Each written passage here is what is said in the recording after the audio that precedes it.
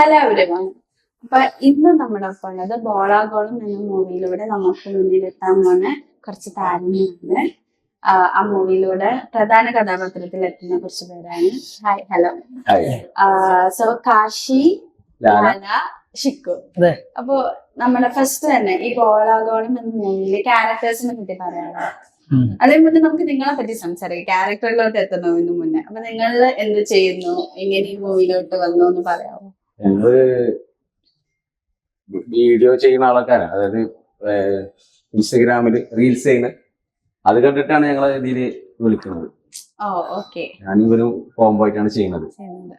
അതായത് ഞങ്ങൾ കൊമ്പങ്ങാട് പോയ കുഞ്ഞാപ്പൂ എന്നുള്ള കഥാപാത്രങ്ങളാണ് കൂടുതലായിട്ട് ചെയ്യുന്നത്. അപ്പൊ അത് കണ്ടിട്ടാണ് നേരത്തെ റീൽസിലൂടെയാണ് ഞങ്ങൾക്ക് ഇതിൽ ചാൻസ് കിട്ടിയത് ഈ പടത്തിന്. അപ്പൊ എങ്ങനെയാണ് നിങ്ങൾ മൂവീസ് ചെയ്യണം എന്നുള്ള ആഗ്രഹം, ലൈക്ക് ഇതിലോട്ട് വരണം എന്നുള്ള ആഗ്രഹത്തിൽ? ഇതിലോട്ട് വരണം എന്നുള്ള ആഗ്രഹം ഈ വീഡിയോ കാര്യം പറഞ്ഞില്ലേ, അതിന്റെ മുന്നേ തന്നെ ഉണ്ട്. ഈ റീൽസിന്റെ മുന്നേ ഉണ്ട്. സിനിമ ആണ് ഞങ്ങളൊരു ഇത് എന്നുള്ളത്. പിന്നെ ഞങ്ങൾക്ക് കിട്ടിയ ഏറ്റവും വലിയൊരു പ്ലാറ്റ്ഫോമാണ് സോഷ്യൽ മീഡിയ.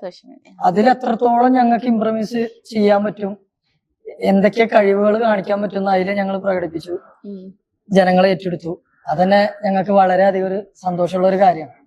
പിന്നെയാണ് ഞങ്ങള് ഈ കോയ കുഞ്ഞാപ്പ് എന്നുള്ള ക്യാരക്ടറിന് മലപ്പുറം ബേസ് ചെയ്തിട്ട് ഇങ്ങനെ ഒരു പടം വന്നപ്പോ ഇതിന്റെ ഡയറക്ടർ, ഈ ബോളാഗോളം സിനിമന്റെ ഡയറക്ടർ ജുനൈസ്ക ഞങ്ങളെ രണ്ടാളും കോണ്ടാക്ട് ചെയ്തു.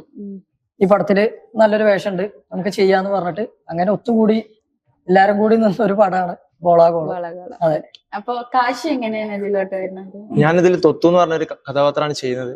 ക്യാരക്ടർ ഡിമാൻഡ് ചെയ്യുന്നത് ഒരു സ്പോർട്സ് ചെയ്യുന്ന ആള്, അതിന്റെ കൂടെ തന്നെ ആക്ടിവും കൊണ്ടുപോകാൻ പറ്റുന്ന ഒരാള്. ഇതിന്റെ 6ാമത്തെ സിനിമയാണ്. ഇതിന്റെ കൂടെ തന്നെ ഒരു പ്രൊഫഷണൽ അത്ലീറ്റ് ആണ്, ഞാൻ റഗ്ബി പ്ലെയർ ആണ്.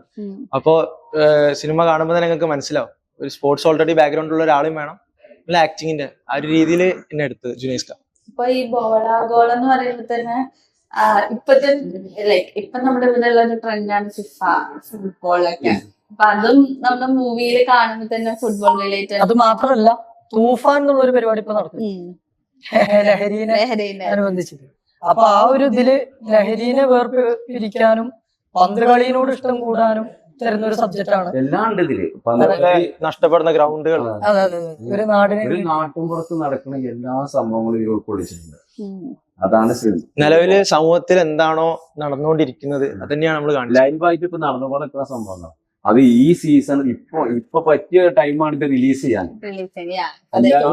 എല്ലാരും ഫുട്ബോളിന്റെ ബാക്കിലാണ്. ആ ടൈമിൽ തന്നെ ഈ വേൾഡ് കപ്പ് നടക്കുന്ന ടൈമിൽ തന്നെ ഇത് റിലീസ് ചെയ്യാൻ അതിന് പറ്റിയ ഒരു ടൈമാണത്, അല്ലേ? കാണാനും ആൾക്കാർ കാണാനും പറ്റിയത്. അതെ, ഡ്രഗ്സിനെ പറ്റിയിട്ടുള്ള ഡിസ്കഷൻ ഉണ്ട്, ഫുട്ബോളുണ്ട്. അപ്പോ ഇപ്പൊ ഡ്രഗ്സിനെ പറ്റി സംസാരിച്ചല്ലോ.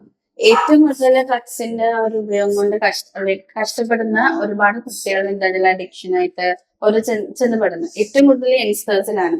സോ നിങ്ങളും യങ്സ്റ്റേഴ്സിന്റെ ആ ഒരു ജനറേഷനിലെ ഒരു പാർട്ടാണല്ലോ. അപ്പൊ നിങ്ങൾക്ക് എന്ത് തോന്നുന്നു? ഞാൻ പറയാം തീർച്ചയായിട്ടും. ഞാൻ സ്പോർട്സ് ചെയ്യുന്നതിനെ കൊണ്ട് തന്നെ നമുക്ക് എല്ലാവർക്കും ലൈഫിൽ ഒരു അഡിക്ഷൻ ഉണ്ടാവും. ഡ്രഗ്സ് ആയാലും ഒരു അഡിക്ഷൻ ആണ്. ഇപ്പൊ ഇവര് പറയുന്ന വീഡിയോ എടുക്കലാണെങ്കിലും ഒരു അഡിക്ഷൻ ആണ്. നല്ല അഡിക്ഷനും ചീത്ത അഡിക്ഷനും ഉണ്ട്. ഞാൻ സ്പോർട്സ് ചെയ്ത ഒരാളാണ്. എനിക്ക് എന്റെ കൂട്ടത്തില് എപ്പോഴും സ്പോർട്സ് ഇഷ്ടപ്പെടുന്ന ആൾക്കാരായിരിക്കും. ഇന്നൊരു ഡ്രഗ്സോ എന്തെങ്കിലും വേറൊരു അഡിക്ഷനിലേക്ക് പോയി കഴിഞ്ഞാൽ നാളെ രാവിലെ എനിക്ക് കളിക്കാൻ ബുദ്ധിമുട്ടാണ്. അല്ല, ഡ്രഗ്സ് എന്ന് പറയുമ്പോൾ അങ്ങനെയാണ്.